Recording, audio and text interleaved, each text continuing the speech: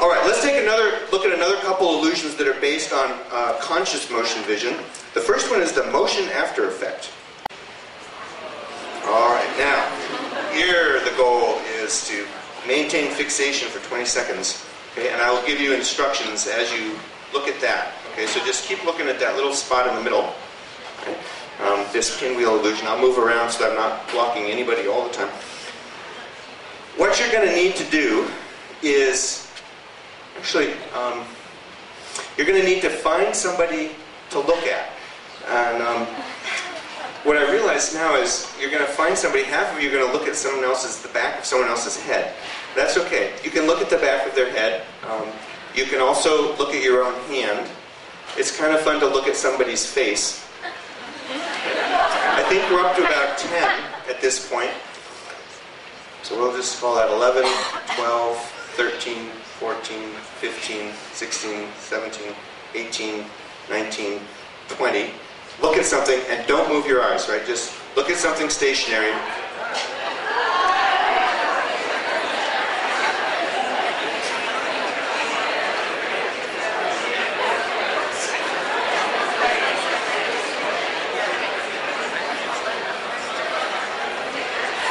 And what you should have seen is a lot of ongoing distortion. This is an adaptation that your visual system makes, again, on an assumption about the statistics of the world. Most of the time, the world does not move across the retina consistently for a really long time in the same direction, the way this thing does. Right? So this thing is moving, moving, moving, moving, moving. What do you think the brain does if the input it's getting, it's seeing all this motion at a particular place on the retina? It doesn't believe that that can be real, and in fact, it compensates, it recalibrates itself, and you've actually, technically, you've got an opponent motion system where you've got neurons that like at this spot here, you've got some neurons that like outward motion and some that like inward motion, and the relative gains on the outputs of those two types of neuron gets adjusted as you look at this object.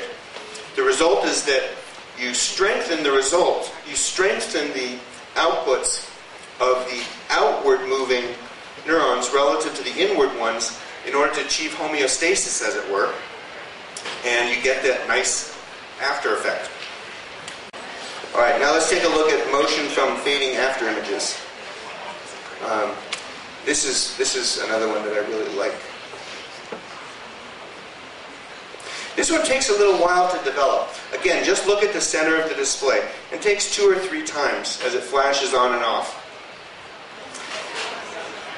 After a little while, you should start to see an illusory motion. That is not on the screen. That is your brain making an inference that there's real motion there when there isn't. In this case, that fading after image fades non-linearly.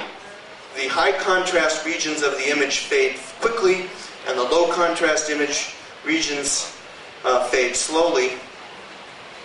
And that differential rate of fading that happens at the two parts of the image give rise to a signal that looks very much like motion to the visual system.